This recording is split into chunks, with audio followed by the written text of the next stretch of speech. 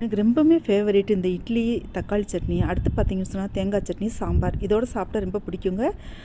எனக்கு இட்லின்னு சொன்னோனே ஒரு மனச கஷ்டப்படுத்துகிற ஒரு நிகழ்வு வந்து மனசு கண் முன்னாடி வந்து நிற்கிதுங்க இப்போல்லாம்.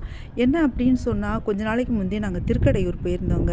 அப்போ போயிருக்கும்போது திருக்கடையூர் கோயிலுக்கு ஒரு 80ஆம் கல்யாணத்துக்காக சொந்தக்காரங்க கல்யாணத்துக்காக எங்களுக்கு சொல்லியிருந்தாங்க. ரூம்லாம் எல்லாருக்குமே புக் பண்ணியிருந்தாங்க. அப்போ போயிட்டு கோயிலில் போய் சாமி தரிசனம் பண்ணிவிட்டு முத நாளே போயாச்சு. முத நாள் சாயங்காலம் சாமி தரிசனம் பண்ணிவிட்டு அப்படியே வந்துட்டு அந்த வீதியில் நடந்து வந்துட்டு இருக்கும்போது ஒரு வயசான தாத்தா அவ்வளோ பேர் போய்கிட்டு இருக்கோம், பேசிட்டு போயிட்டு இருக்கோம். குறிப்பாக என்னை பார்த்து தாயி தாயின்னு சொல்லி கூப்பிட்டார். என்னம்மா அப்படின்னு சொன்னால், மகளே எனக்கு ஒரு 3 இட்லி வாங்கி தர முடியுமா அப்படின்னு சொல்லி கேட்டார். எனக்கு மனசு அப்படியே ரொம்ப பாரமாயிருச்சுங்க.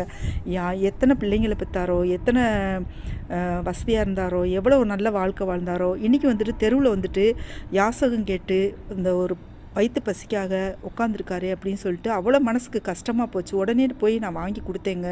அது எப்போ இட்லியை பார்த்தாலும் சரி, எனக்கு பிடிச்ச அந்த இட்லியை எப்போ பார்த்தாலும் சரி, எனக்கு வந்து மனசை ரொம்ப பாரமாயிரும். தயவு செஞ்சு அப்பா அம்மாவை இது மாதிரி தெருவில் விட்டுறாதீங்க.